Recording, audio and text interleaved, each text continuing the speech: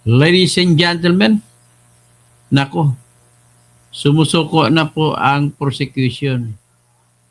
Sa pangalawang artikulo po, ay klaro na panalo na si Sara Duterte. Kaya congrats, Sara. Panalo ka na sa Article 1. Bakit? Ito, pakinggan ninyo mamaya. Pero sa samantala, makinig muna tayo sa musika natin.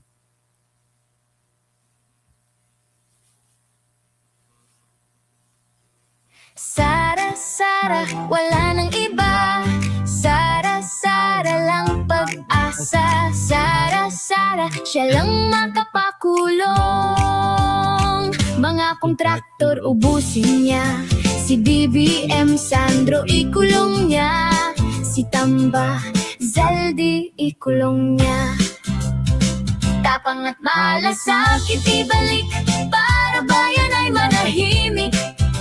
Durugin ang sindikato sa korte, sa DPUA, sa DS Void, sa PhilHealth. Okay, ladies and gentlemen, ito natin pag-usapan. Ito naman ang isa namang kanta na pang Christmas na yun. Ito kanta ng ating channel.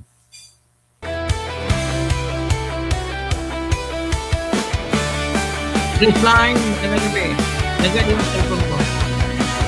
Sa Pilipinas, kilala ang tindi. Hindi kayang bayaran ni numan ang kanyang prinsipyo. Kapag may inapi, siya ang nariyan. Kapag may bayaran, siya ang hadlang. Hindi siya tiklop sa pananakot ng iilan. Hindi siya alila ng sino mang mayaman. Kung ang kapangyarihan nila ay inaabuso, hinahawi niya yan mano-mano. Kapag ang taong bayan ang nasasakal, siya ang unang sumusugot, tumatagal. Hindi pera ang sukatan ng halaga, kundi kung sino ang lumalaban para sa masa. Totoo kasing tirador, totoo kasing tirador. Kakapin ang naaapi, kalaban ng sakim na mandara.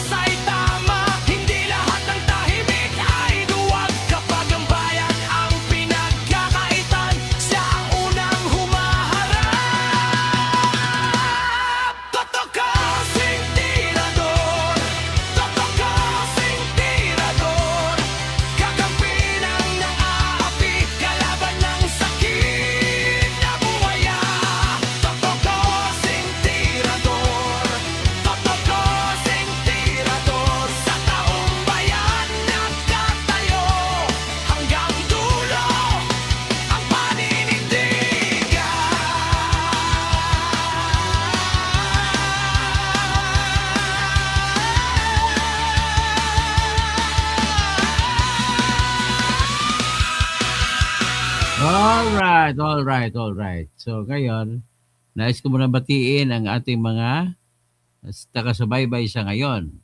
Si Grace Line, huling vlog, malamang huling vlog ko ito po sa ngayon. Tapos si Ben Nagamador, magandang gabi. Tapos si Slick Rick, katoto, live po si Alex Baltasar. Oo, ang syuta ni Dan Fernando. Hindi ko magilap. Okay. Kasi copy-paste niyo po yung pinost ko na link po. Saan bang link yung pinost niyo? Hindi ko makita. Dali Kasi pag-usapan natin si Alex Fernando, ang maswerteng babae na siya po ay girlfriend ni Gobernador Dan Fernando. Daniel Fernando, hindi Fernandez Wala ko nakita ng mo Okay. So, pakibigay ng live niya, ng link ng live niya, Slick Rick. So, anyway, diretso muna tayo. Una, ang pag-usapan natin, ang tanong, ano ba ang hinahabol ng pag-usapan natin Article 1 na nga? Anong pinag-usapin naghahabol dito ng prosecution? Ladies and gentlemen, sa ngayon po, ang estado ng prosecution ay ganito. Ito, listahin natin mga inamin. Mga hindi na maitatanggi ni Sara Duterte. Number 1, inamin ni Sara Duterte, pamagitan ng kanyang mga tauhan, na siya ay nag-withdraw ng pera, bali 425 million. Isa, last quarter, na binigay sa kanya na December 20, 2022. Yan ang una. Yung pangalawa, January to March, nabigay. Tapos, April to June, nabigay. Pangalawa. Tapos, pangatlo, July to September. So, 4. So, ngayon, ang usapin niya ay ganito. So, inamin, next is ginasta. Tapos, kasunod ng paggasta, Next is, tapos ginasta, ang gumasta po, binigay ang pera kay Lieutenant Colonel Raymond Dante La Chica, na sa ngayon po ay Colonel na siya, full-fledged. So, binigay kay Lieutenant Colonel. So, pagkatapos, kiniklaim ang pagkasunod pang-4, kiniklaim ni Acosta na kay Colonel lang na binigay at si Colonel La Chica ang namigay at binigyan na lang ni Colonel La Chica si Acosta ng mga resibo, ng mga acknowledgement receipts at iba pang mga resibo at mga report at ibinigay naman ni Gina Acosta sa Commission on Audit. So pang-4 yan Pang-5, sinabi rin ni Ortonio na siya po i-ASIC, pangatlong official sa Office of the Vice President, si VP Sara ang top official. Number 2 ay Chief of Staff na si Zulaika Lopez, attorney. Pangatlo ay si Ortonio. Okay. So, inamin ni Ortonio, pang-5 yan na si Sara din na may utos. Pero kasabay sa sinabi niya, binigay din kay Mr. Raymond Dante La Chica. So yan. Ano pa bang ibang facts na nakuha nila? Ang ibang facts na nakuha nila ay si Ortonio at saka si Acosta, pareho nagsabi na wala silang alam kung paano binamigay ni La Chica yung pera. So pang-7 na yan, pang-8 ay ano ba yung pang-8? Mga pwede natin sabihin, mga inamin mayroong joint memorandum circular, gabi natin pang-8, pang-9, pang-8 siya.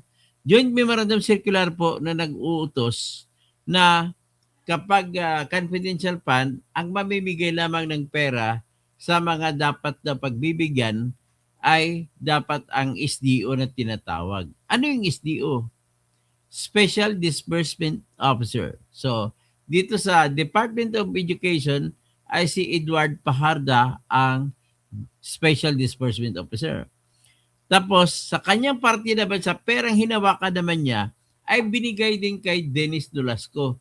Ang counterpart naman ni Lieutenant Colonel Raymond Dante La Chica sa Office of the Vice President ay si Lieutenant Colonel Dennis Nolasco doon sa Department of Education.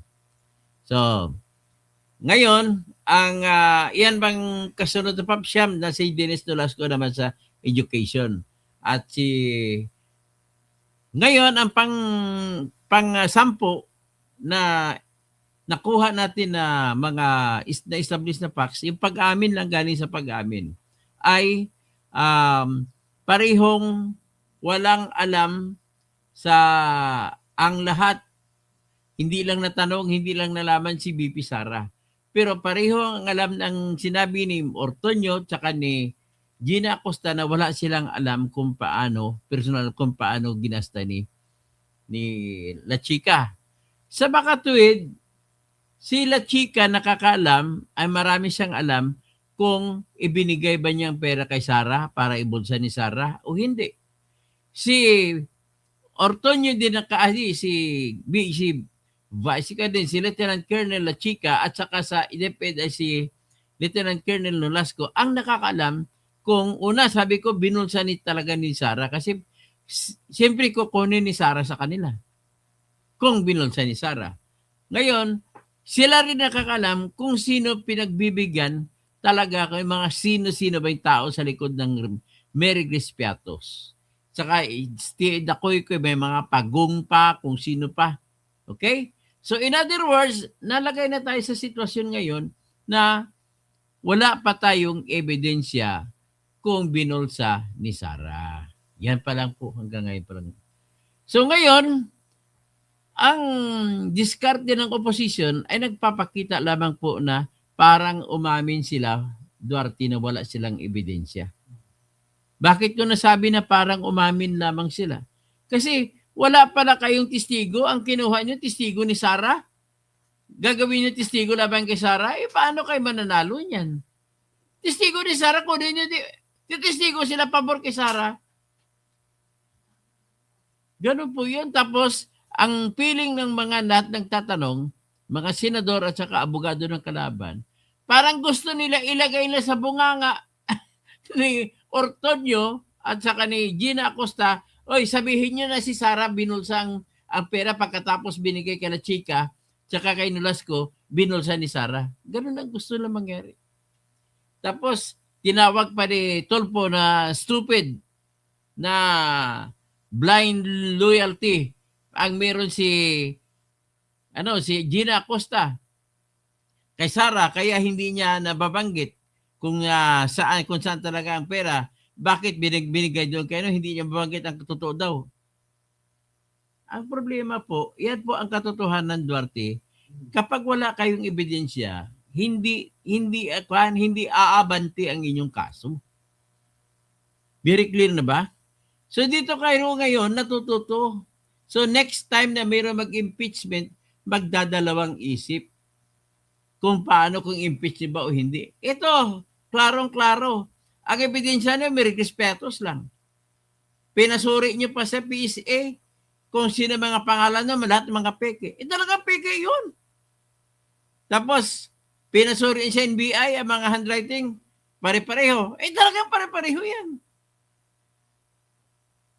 So, ito po na mga established facts. Ano na lang ang hindi na lang nakuha na mga detalye. Alam mo ba, Duarte, kung anong hindi pa? Kulang sa detalye na maituro na si Sara ang nagbulsa. Ngayon, natuto sila sa kay Gina Acosta. Ay, balikan ko muna si Tolpo. Hindi ka nakakakuha ng salita na gusto mo kay Mr. Ortonio. Ngayon, tinawag mo siya na Tanji kinorek ka naman ngayon ni Escudero, Chis Escudero. Pinalitan lang feigning ignorance. Ginawang English. Ang problema sa inyo kasi, akala nyo magagaling kayo. Hindi po kayo abogado. Kami nga abogado nga, ay nahirap din kami hanap ng testigo na pabalik na rin ang testigo. Nasa galing yan ng cross-examination.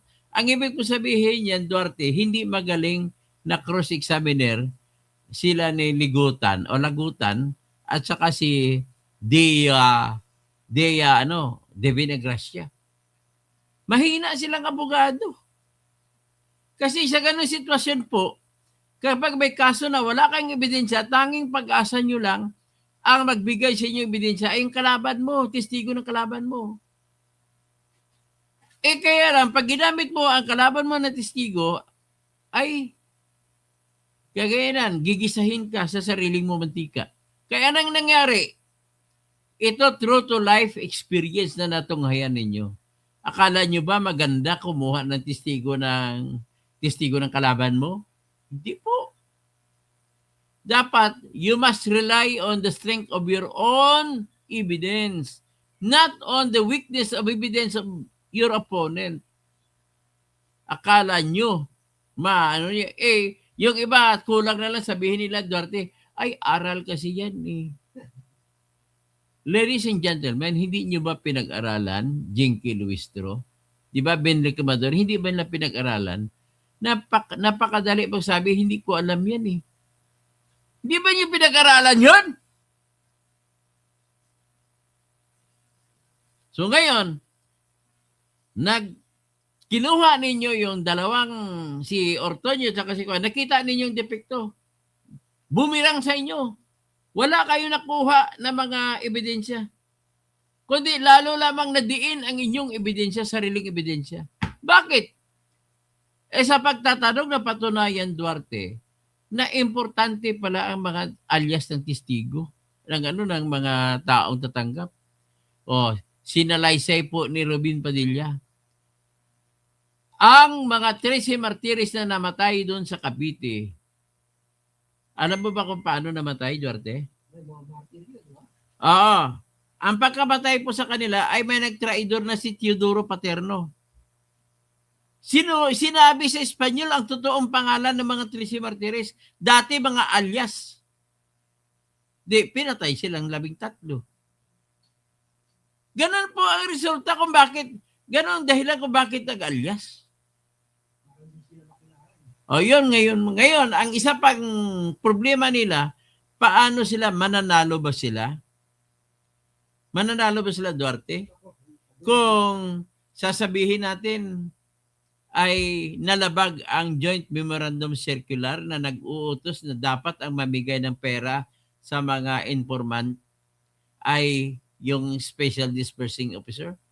Kasi ang nangyari, ito naman katotohanan, hindi na mabawi ito. Na matapos matanggap ni Gina Acosta ang pera at saka si Eduardo Pajarda naman doon sa IDepEd ay binigay nila sa security officer na si Colonel Raymond Dante La Chica kung sa OBP at sa si Colonel Dennis Nolasco kung sa IDepEd. So yan po ang katotohanan. Nung naibigay na, sa tingin mo ba, sinasabi kasi ng Joint Memorandum Circular na bawal ang ginawa ni Gina Acosta at ni Pajarda na ibigay ang pera doon sa security officer. So sa tingin nyo, tama na yun? Sa tingin nyo ba mananalo na yun? Yun po ang tingin ni Jinky Luistro. Kaya hindi na daw nila isalang sa testimonya si Colonel La Chica. Good decision. Kasi kung isa lang nyo, mas lalo kayo mababaon. Ang pinakamatalino dyan, si Colonel La Chica, kasi PM year yan. Class ng 1993. So nakita nyo na ang problema.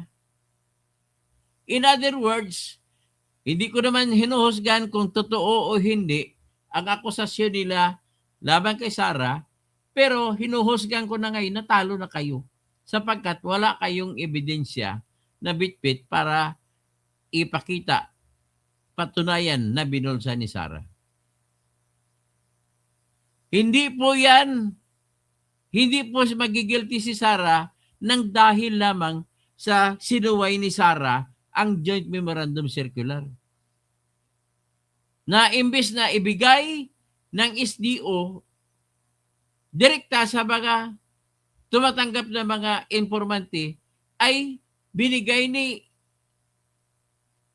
Gina Acosta kay Colonel Dante La Chica, at saka si Colonel Dante La Chica lamang ang nabigay.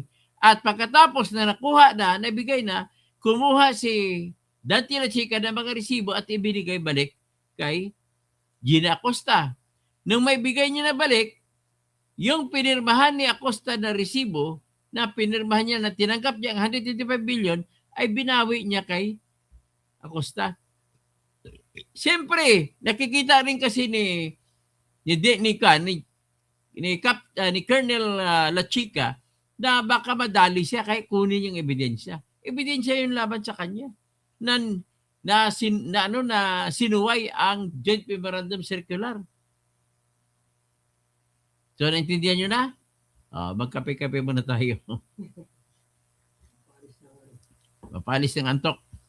So, sa tingin ko naman, naintindihan ng kapatid ko na si Dennis Causing. Ever Piquero, nasa Congress at Senate na ang NPA at Hadik. Ben Lakmador, naintindihan mo na? So, ang problema na lang po nila dito, hahanap sila ng ebidensya na magpapatunay na binulsa ni Sara.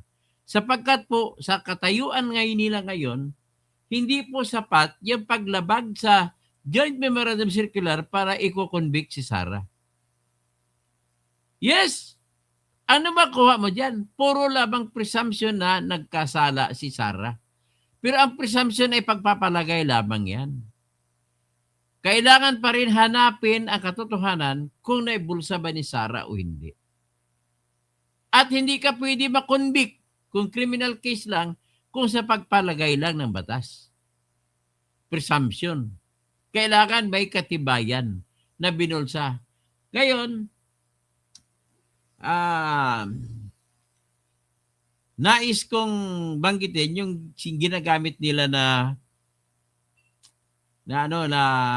kaso sa Supreme Court, hindi ako magkamali, Antonio Mendoza versus People of the Philippines. Siya po ay sino ba yun? Ano siya ng Caloocan? Nagiging OIC Mayor ng Caloocan. Tingnan ko si OIC Mayor ng Caloocan. Nakatanggap po siya ng a total of 750,000 na pera noong araw 1986, 89. OIC Mayor of Caloocan City. Si Antonio, hindi, tinanggal siya sisyo nun eh. Antonio yung first name niya, kung hindi ko magbali, Mendoza ang apelido niya.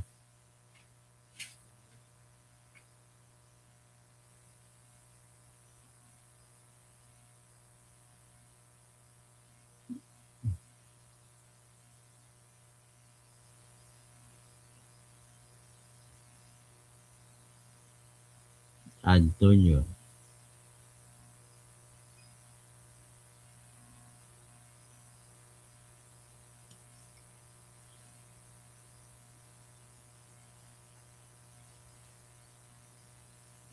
Tinanggal si Asistion nun eh. Ito yung pagbagsak ni Marcos. Martinez. Si Antonio Martinez. Alalahanin ko na si William Martinez. Siya po ay sinintensyahan na dahil hindi niya naibalik ang perang pinagkatiwala sa kanya bilang OIC Mayor. So, hindi po magkapareha ang sitwasyon ni Sara Duterte tsaka ni Antonio Martinez. Sa kay Antonio Martinez po ay tinanggap niya Duterte ang pera, nagasta niya, hindi siya nagbigay ng resibo. Pero kay Sara, nagbigay ng resibo, hindi lang ginalang ang resibo niya. So, Virgilio Angeles Castillo, Toto Causing, kaya na ito. Believe ako sa iyo, Totoy gising, tanda mo na, tanga ka pa. O, tinawag mo ako tanga, okay lang po kung ang yung judgment call sa akin ay tanga. Tanga, sige, pero the way I see it, ikaw po ang mas tanga kasi hindi mo naintindihan. Ang tanda-tanda mo na, hindi mo pa rin nakikita na na si BBM ay nagnakaw. Ikaw ba tanga? Virgilio Angeles Castillo? Ang grabe ng ebidensya, mali-maliit ang ebidensya, tapos kakampihan mo pa, di ba, tapuan? Romeo Pabros, dahilan ng kuwa, kaya nila daw dinisallow ang confidence ay hindi banded. Hindi po yan ang dahilan. Sigurado ako mananaig si Sara sa Supreme Court pag idinala sa Supreme Court yan. Romel Bingson, naimbag Rabi, Dr. Toto, naimbag Rabi, kada kayo amin. Maya pabingi, mga kabalin. Maray na banggi, mga kapwa Uragon, mga padi, mga magayon. Magandang maradyaw nga duyom sa inyo mga hurot, mga Surigao nun. Marayaw dom sa mga tausog. Mapya kagabi, lako ng mga pagariakan, ro sa barm, ago mga pakatakan sa Maguindanao del Sur, ago Maguindanao del Norte. So, ganan so sitwasyon tano. Sabi ko, yan ang sitwasyon natin.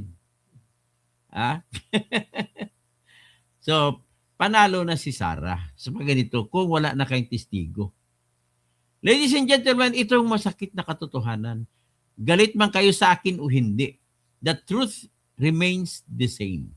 There is only one truth. Ay, Lax Gadya! Okay. Isa lang po ang katotohanan dito. Ito na, natunghahin na natin. Sa actual case, ako, Duarte, ni minsan sa buhay ko sa pag-abogado, Lax Gadya, hindi po ako gumagamit ng ng hostile witness.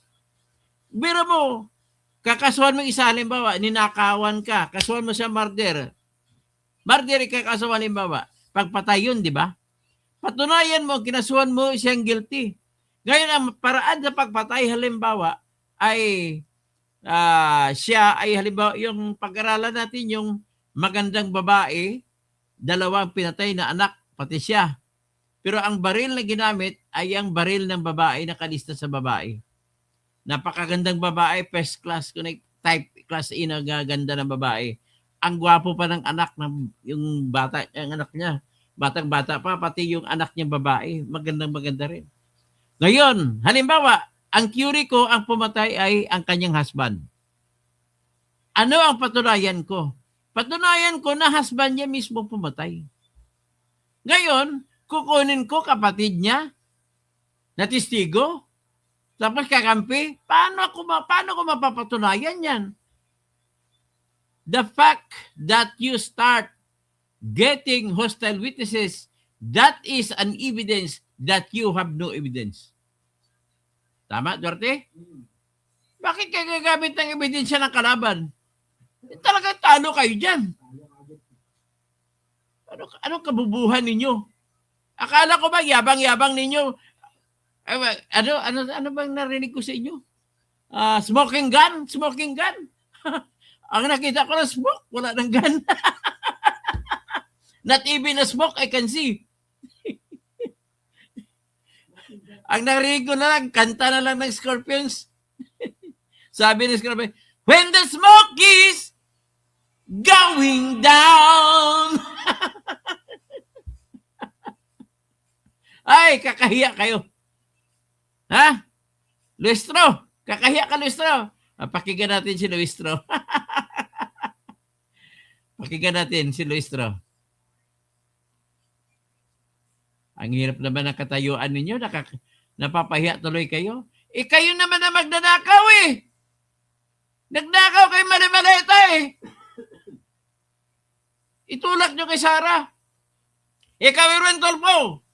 8 maleta hinatid sa Green Hills. Tantado ka. Yan, tingnan sikan ang interview kay Jerby Luistro. As a matter of fact, that explains kung bakit siya bonded.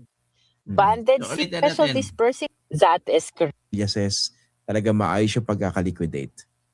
Hindi ba nandun pa rin po yung realidad that would be very, very difficult to surmount, which was the fact that bakit ikaw ay nag-disburse, hindi naman ikaw SDO. Hindi po ba? That is correct. At maliwanag na maliwanag yan, Christian, during the presentation of Gina Acosta, no? Na dapat ang special disbursing officer ang nagdi-disburse. As a matter of fact, that explains kung bakit siya banded. Banded Iyan mga sagot ni Luistro, Christian Isquira, isagot ni Luistro, iyan pong ebidensya na desperada na siya. Tinatanggap niya ng katotohanan na hindi niya na mapapatunayan na si Sarah ay nagbulsa ng confidential fund. Ha? Ay nako. Iba po mag-isip ang trial lawyer kagaya ko. Kayo, lawyer ka kayo, pero abogado de la mesa lamang kayo. Yung asawa mo nga, nakasuhan ng rape.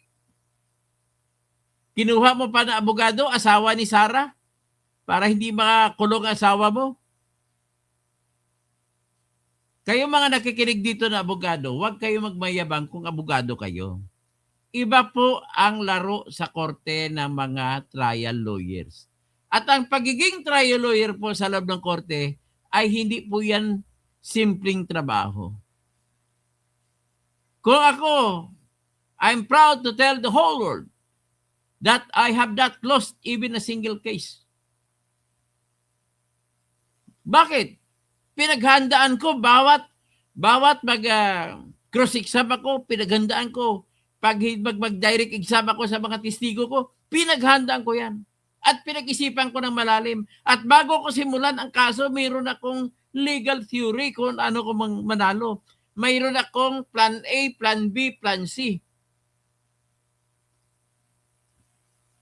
Ang sa inyo nga plan kung paano kumuha ng pera Yan ang problema sa inyo Leche plan. Leche. Hay. O, kita nyo na ngayon. Ang tanong ko sa inyo, challenge sa inyo, hindi po sapat na nilabag ni Sarah ang Joint Memorandum Circular para matalo niyo si Sarah. Kasi may excuse.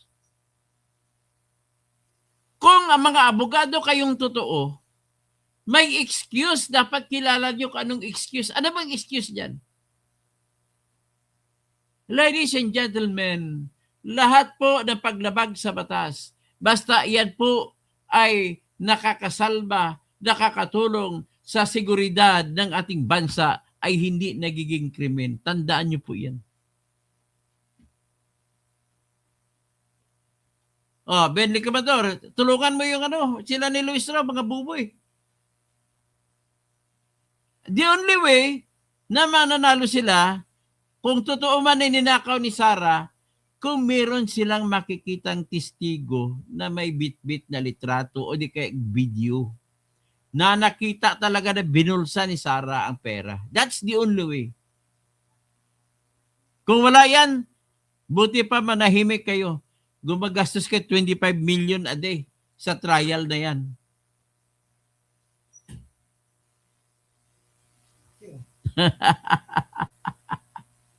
Ay, nako kabubo. Ngayon, kung sakasakali matalo ako, kay Tulfo pa lang ng kaso, pero nag-motion for reconsideration pa ako.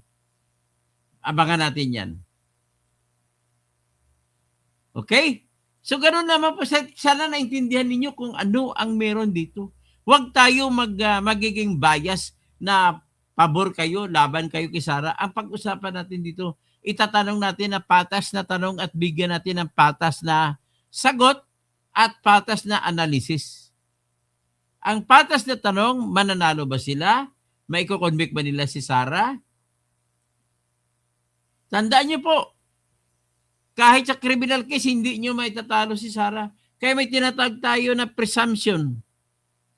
Presumption na, ang presumption po, na sabihin mo na ninakaw ni Sarah ang pera ay hindi po yung paglabag sa Joint Memorandum Circular. Kung hindi, kagaya kay Antonio Martinez na OIC Mayor ng Caloocan, Hindi siya nagbigay ng resibo para sa sweldo ng tao. Pag binigyan ka ng pera, pansweldo sa tao, at hindi mo binigay ang mga payroll na pinirmahan ng tao, yan po by presumption na ninakaw mo ang pera. Pero pag nagbigay ka ng resibo, gaya kay Sarah, may resibo binigay, hindi mo pwede sabihin na ninakaw, binulsa ni Sarah. The truth remains. Naging ebidensya man ni Sarah, naging ebidensya pa ni Sarah ang katotohanan na nagpalabas ng disallowance ang Commission on Audit. Bakit? Gadya, kapag nagpalabas ng disallowance, ang COA, ibig sabihin, mayroon kang sinumiti na resibo. Hindi nga lang ginalang. Kasi kung wala kang sinumiti na resibo, hindi po disallowance ang ibibigay sa iyo. Demand letter. Demand letter to liquidate. You are given 10 days to liquidate. Submit receipts of all expenses. And if you cannot submit receipts, then you are presumed to have pocketed the money that was entrusted to you. Pakinggan natin itong bubo na abogada na to. Si Gina Acosta, hindi banded si Colonel La Chica. Because Colonel La Chica is not the accountable Okay, officer. address ko yan. Hindi banded si Colonel La Chica at binigay ni Acosta, ay ibig mo ba sabihin, mali? Oo, hindi. Hindi siya angkop, hindi sinunod ang Joint Memorandum Circular. Pero hindi ibig sabihin na kung hindi sinunod, ay guilty na sila. Mali, mali, mali. Ang baba naman ng isip ninyo. Nakalimutan ba ninyo na mayroong tinatag na national security? Sitwasyon, ganito po sitwasyon. Itatanungin kita, Gerbil Luistro, paano tatanggapin ng mga informante ang pera kung si SDO Gina Acosta magbibigay? Hindi po nila tatanggapin yan. Ang tiwala po na mabibisto sila, hindi sila mabibisto, ay nasa kabay ng mga tauhan ni Colonel La Chica. Mga sundalo kausap. Sikreto yon. Kasi kapag kay Acosta sila kukuha ng pera direkta, malamang matabil ang dila at mamamatay ang mga NPA na nagbigay ng impormasyon. Naintindihan ba ninyo yan? Napaka-bubo naman ninyo. Okay. Kahit ano pang sabihin mo dyan, Benric Amador, Joint Memorandum Circular, hindi po yan Biblia. At hindi po batas ang Joint Memorandum Circular.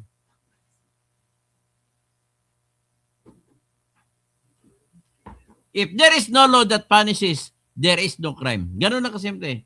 Nulliam crimen, nulliam pena, sine lege. It is not a crime if there is no law punishing it. Sabi ni Dua Rocan, bakit naman susuko? Yun na nga, susuko na kasi ayaw na nila kunin na testigo si La Chica. Okay. Naintindihan na ninyo? Hindi po kung may circular ay susundin. Kung nagkamali ay makukulong na. Mali po. Hindi po kayo magaling na abogado kung gano'n ang sagot nyo. Okay, hanggang dyan lang po. Magandang gabi po sa inyo lahat. Si Grace Line. Tapos si Jose Fermin Gamuyaw Maleza. Tirador ka, hindi mo mag-get. Si Sara ang ay, bubo ka. Jose Fermin. Taga saan ng Malisa? Mga apelido Malisa pala, mga bubo. Hindi nyo alam. Napaka-bubo mo. Mag-analyze ka na maayos. Benric Amador. Wala. Iba yung dispar, iba yung usapin na yan. Romel Bingson, Picon, ang prosecution. Tama. Okay? Sa Tekla, matalino kang tao, Dr. Tuto. Marami ako natutunan sa inyo. You know how to figure the situation. Tama, siyempre, trial lawyer ko eh. Romeo Pabros, requiring a fidelity bond is just a policy issue ng COA pero hindi proof ng misuse. Tama, walang misuse dito. Ang misuse, yung ginamit mo. Mali lang ang paggagamit. The fact na may resibo ka binigay, walang ebidensya na mali ang ginamit mo sa mali. Mary Jane Andrade, go, go, go, Kuya, so proud of you, idol. Benny Camador, pag dinalas, wala yan. Huwag ka na umasa dyan. Last ka dyan, good evening, my favorite, Toto Tirador, mabuhay ka. Oh, salamat. Romeo Pabros, hindi katwiran na dahil walang fidelity band na nakawin kahit banded naman, pwede din nakawin. Tama. Ramel Bengson, Nembag Rabi, Mary Jane Andrade, Romeo Pabros, dahilan ng kuwa, kaya daw nila dinisaraw si If ay hindi banded. Yun lang, wala na. Virgilio Andres Castillo, bilib ako sa iyo, Totoy, gising, galit na galit sa akin. Okay, hindi ko nang gamitin, basahin yung mga galit sa akin. Berge Piquero, sana Congress at Senate na ang okay. Benny Camador, sino? Graceline. Si Dennis Causing, kapatid ko. Dennis Causing, paki-share mo. Domingo Mirasol, ulul. Ikaw bubo, ulul. Yeah. Kung sinasabi mo ulul ako, anong tawag mo sa taong nakikinig sa ulul? Sige. Bulol ka. Ulol pala ako Anyari TV, gandang gabi. John C, good evening. Di ba? Sabi niya, ulol daw ako eh. Pero nakikinig siya sa ulol. Anong tawag mo sa tao nakikinig sa ulol? Bulol? Graceline. Okay. Hanggang dyan lang muna tayo. Magandang gabi po. Ang api, walang api kung may walang magpapapi. Walang nagwawagi kung umaayaw. Ang umaayaw ay hindi nagwawagi. Ganun lamang po. Maraming salamat po sa inyo lahat. Paki-share, paki-like, paki-lahat-lahat na.